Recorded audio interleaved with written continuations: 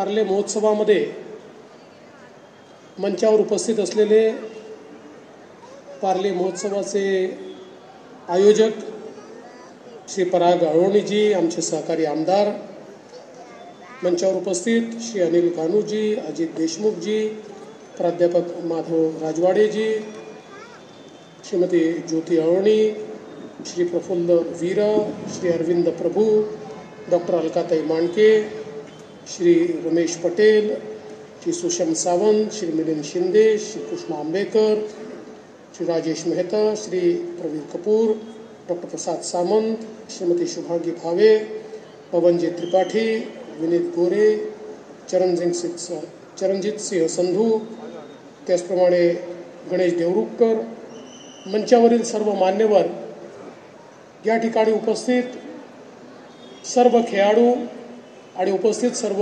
नागरिक भगिनी आणि बंधूंनो, मला अतिशय आनंद आहे की मी पुन्हा एकदा पार्ले महोत्सवामध्ये आलो.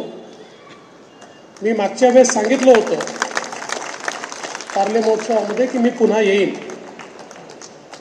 पण मलाही तेव्हा माहिती नव्हतं की पुन्हा असा येणार आहे. पण पार्ल्याच्याही लोकांनी आणि महाराष्ट्रातल्या लोकांनी परागला, मला, आम्हाला सगळ्यांना असा आशीर्वाद दिला की आम्ही आलो तर आलो, छप्पर फाडके आलो.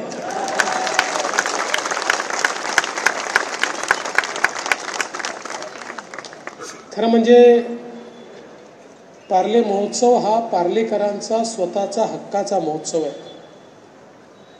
क्रीडा असो, सांस्कृतिक विभाग असो,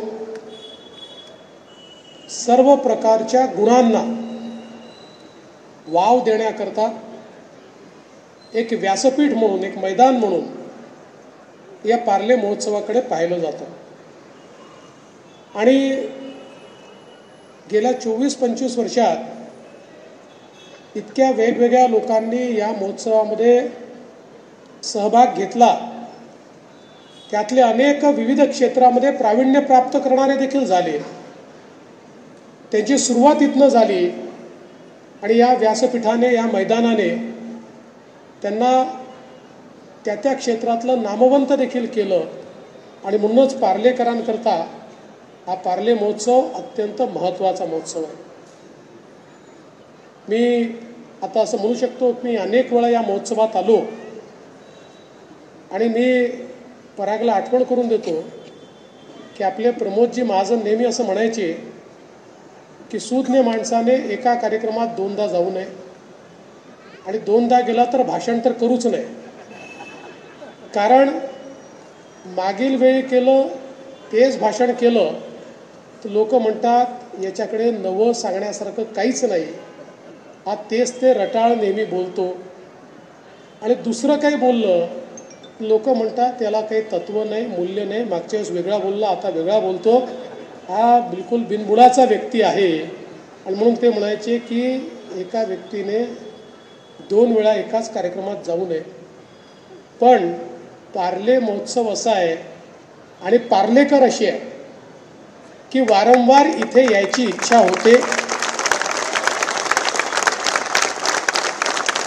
आपण नेहमी म्हणतो की पुणे ही महाराष्ट्राची सांस्कृतिक राजधानी आहे, तर पार्ले ही महाराष्ट्राची सांस्कृतिक उपराजधानी आहे. आणि मला तर एकाने सांगितलं, म्हणाले तुम्हाला माहीत नाही, पार्लेकर म्हणजे गुप्त वेशातले पुणेकर आहेत. पण मला असं वाटतं की इथली पार्लेकरांचं एकूण जो काही सगळा थाट आहे, किंवा मला असं वाटतं इथली जी संस्कृती आहे ती खरोखर अतिशय सुंदर अशा प्रकारची संस्कृती आहे. आधुनिकता येत असताना पार्लेकरांनी सर्व आपल्या परंपरा जपलेल्या आहेत. आणि म्हणून सांस्कृतिक क्षेत्र असो, खेळाचं क्षेत्र असो, खाद्य संस्कृती असो, नाट्य संस्कृती असो, विचारवंत असो, एक प्रकारे सगळ्या प्रकारच्या नररत्नांची खाण म्हणून पार्ल्याकडे आपण बघतो. आणि हे जे पार्लेकरांनी टिकवून ठेवलेलं आहे हे अत्यंत महत्त्वाचं आहे. आणि अशा गोष्टी जर टिकवायच्या असतील तर पार्ले महोत्सवांसारखे महोत्सव हे व्यासपीठ असतं ज्याच्यामध्ये एक पिढी दुसऱ्या पिढीकडे आपला संस्कार, आपली संस्कृती, आपला विचार, आपलं कौशल्य हे सोपत जाते आणि ही अखंड अशा प्रकारची परंपरा या ठिकाणी सुरू राहते. आणि म्हणूनच मला अतिशय आनंद आहे की या महोत्सवामध्ये मी जरी उद्घाटनाला येऊ शकलो नाही तरी मी परागला सांगितलं की मध्ये एक दिवस नक्की येणार आहे, कारण त्यानिमित्ताने सगळ्या लोकांच्या भेटीगाठी होतात आणि ही जी पार्ले महोत्सवाची टीम आहे या टीमची देखील एक अतिशय चांगली भेट होते. आता पुढचं वर्ष 25वं आहे, रौप्य महोत्सवी वर्ष पुढील वर्षी आपण साजरं करणार आहात. निश्चितपणे त्याचं एक भव्य दिव्य अशा प्रकारचं प्लॅनिंग हे आपल्या मनामध्ये असेलच. त्याच्यामध्ये राज्य सरकार म्हणून देखील आम्ही काही हातभार लावू शकलो तर निश्चितपणे आपण लावून याला अधिक मोठं कसं करता येईल हा प्रयत्न आपल्याला करायचा आहे. शेवटी खेळाचं क्षेत्र आणि सांस्कृतिक क्षेत्र हे दोन क्षेत्र अशी आहेत की ज्या क्षेत्रांकडे जर आपली नवी पिढी वळली तर ती पिढी खऱ्या अर्थानं समाज तयार करणारी, देश तयार करणारी पिढी होते.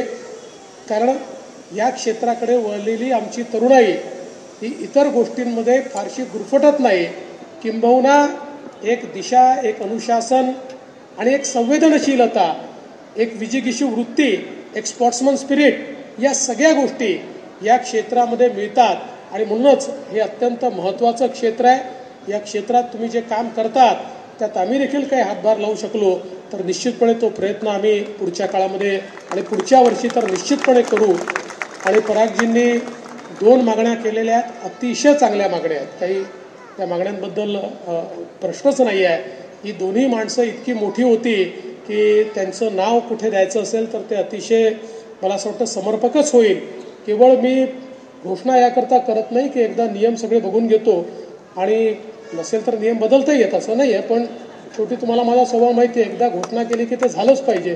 त्यामुळे ज्या क्षणी मी 100% मला खात्री असते की करताच येणार आहे त्यावेळेस मी घोषणा करत असतो. पण मी आज तुम्हाला एवढा शब्द देतो की निश्चितपणे येत्या काळात याच्यावर काम करून ही दोन्ही नावं त्या ठिकाणी जी काही आपल्याला द्यायची आहेत ती देण्याचा प्रयत्न, म्हणजे रमेश प्रभू असतील किंवा डॉक्टर नीतू मांडके असतील, ही दोन्ही नावं खूप मोठी आहेत. ही नावं देण्याचा आपण निश्चितपणे प्रयत्न करू. मी पुन्हा एकदा पार्ले महोत्सवाला, सर्व खेळाडूंना, सर्व कलावंतांना आणि याच्यामध्ये सहभागी झालेल्या आमच्या 6 महिन्याच्या छोट्याशा कन्येला इथपासनं तर 75 वर्षाच्या वर पण सुंदर गाणं गाणाऱ्या आमच्या आजींना सगळ्यांना मी मनापासून शुभेच्छा देतो आणि माझं बोलणं संपवतो. धन्यवाद. जय हिंद, जय महाराष्ट्र. एक थोडी सूचना मला आपल्या सर्वांना नागरिकांना